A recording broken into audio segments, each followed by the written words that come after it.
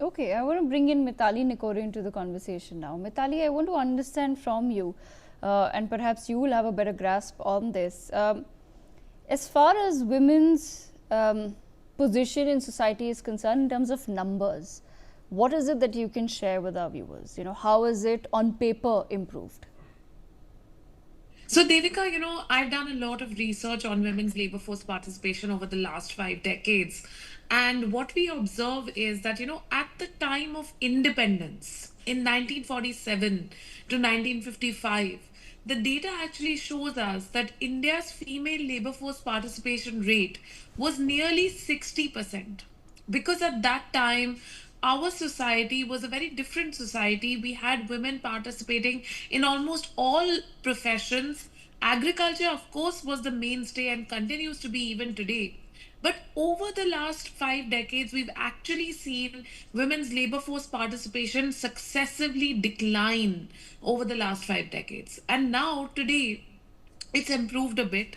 2017 was the lowest point in our history, when the female labor force participation had dropped to just 20%. Just 20% of women who were eligible of working age were actually working.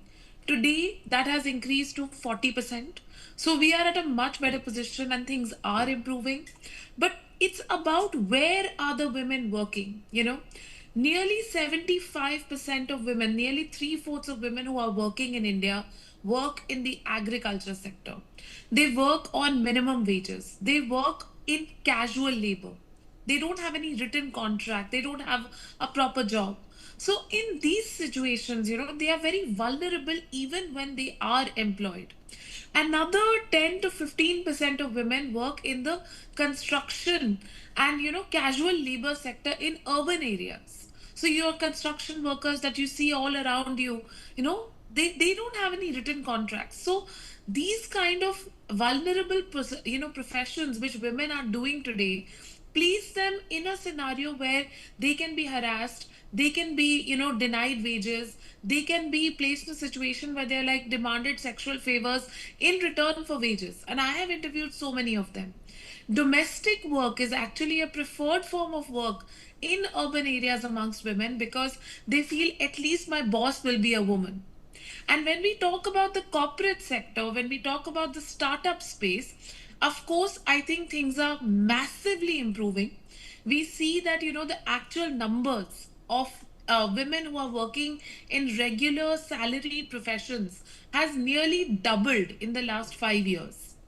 So definitely in the corporate sector, I would say things are improving massively, but it's not enough, because even today, when we look at the number of CEOs, less than 5% of large companies in India, of listed companies in India, have a woman CEO.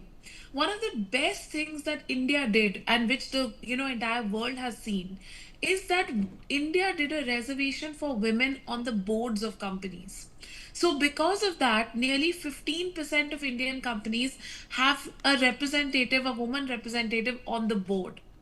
Of course, that also begets the question, why is it that the remaining 85% are not complying with this regulation? And Yes. they often say, we are not able to find a qualified woman. So, all in all, when we look at the economic scenario for women, it has definitely improved, especially in the last 5 years, but it's not gone far enough. We need a situation of equal wages.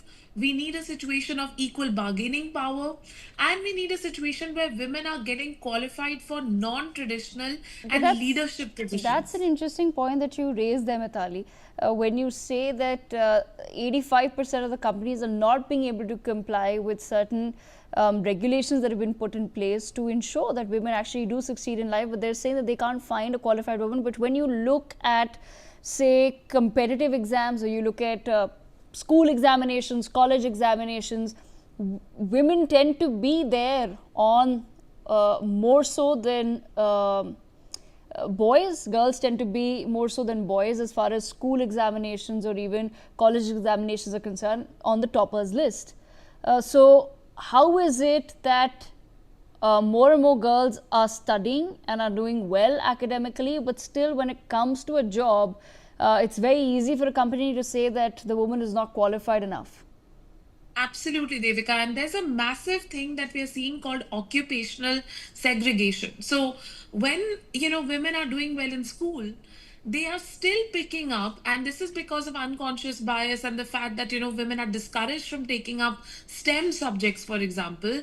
They might be picking up humanities, they might be picking up liberal arts, then they go in for, liberal arts education. But after that, the jobs are not there in these fields. The jobs are there for the engineering graduates, for the law graduates, for the doctors, and at least in nursing, we see a lot of women. But in medicine and doctorate, we still don't see enough women. So at the end of the day, the fields that women are being pushed towards, unconsciously, oh, don't take maths. You won't be good at maths. That's a message that still is percolated down in class 11 and 12, when that, crucial decision of which subject stream has to be taken. And women are discouraged from doing different subjects. So at the end of the day, we're in a situation where women are being discouraged from taking up jobs and taking up professions that are fast growing. We see the same in the semi skilled segment as well. So I work a lot in the logistics industry, and we all know that the logistics industry has got a massive push thanks to the, government of the day, and the national logistics policy is also out. So many jobs are being created in warehousing, in packaging, in the warehouse, in the logistics industry, but we see that the overall logistics industry has less than 5% women. The same thing happens in manufacturing. When you see East Asia, in East Asia, textile manufacturing is, of course, one of the areas where women are represented, but they are also there in electronics, semiconductors. All these fast growing, highly valued sectors are seeing a large number of women represented in manufacturing. But we don't see the same in India. We still see a situation where women are not coming into manufacturing jobs apart from food processing and textiles. So Yeah. there's a lot of occupational segregation, unconscious biases, women being told this job is appropriate for you, this job is not appropriate for you. You have to take up a job that allows you to come back home by 5 p.m. Don't be outside of the house after 5 p.m. Take up a job that allows you to balance your household responsibilities with your job. Why should you be the only one balancing, right? Men should also be balancing their job and their household responsibilities, but that's never said to them. But So this burden yeah, of yeah, Mitali. But I also want, if you can maybe share from something that you've probably heard from friends or family, and you've seen yourself in society, because I'm sure all of us have seen this. Um, any sort of instance where it was very clear that even today, as you said, that more and more women, of course, we know that more and more women are working today. More and more women are becoming financially independent today. But even in a scenario where a working woman who's earning decently well does get married, how many of us know of instances where the family will sort of tell the woman that, or rather not take the woman's profession as seriously as they would take their sons? Absolutely, Devika. I mean, I think this is every single friend of mine, every single colleague. I've seen so many colleagues who've had to resign or take a step back in their career. For example, they might be on a fast growth track, but they get married and they have to shift cities, and then they have to resign and they have to move with their husbands. The question of the husband moving with them never arises. And I've actually literally asked a friend of mine who was working, in a very large multilateral corporation, and on her way to, a partner track, she had to actually leave her job right in the middle of a project. And I said, why is it that your husband is not going with you? And she said, how can I even expect him to do that? So, when women themselves are conditioned from the day one that it's you who has to take a step back in your career for your husband, even if you are earning more than them. And also, when we look at the marriage market and the job market, it's a very interesting intersection when we are looking at urban India, because we are looking for husbands who are always earning more than us. We are looking for partners who are always a little ahead of us in their careers. Many women are conditioned to think like this, that no, don't marry somebody who's earning less than you. Why is that? Why is it that a woman is even today being told that she cannot be the primary breadwinner for the family. And when she is the primary breadwinner for the family, she's still being made to compromise.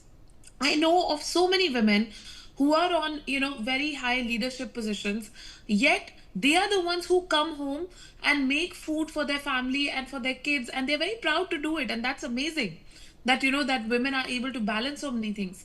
But why is it that they are not demanding from their partners that kind of support to say, you should also be equally participating in housework? So, this burden of unpaid care work that Indian women are carrying, I can tell you, it's way higher than the global average.